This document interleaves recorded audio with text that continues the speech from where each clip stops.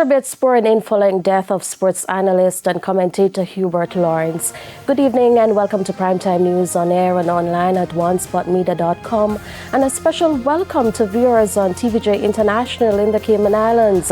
I'm Shamela Pula, and also this evening, political parties wrap up campaign and American Airlines lands first non-stop flight from Miami to Ian Fleming International Airport.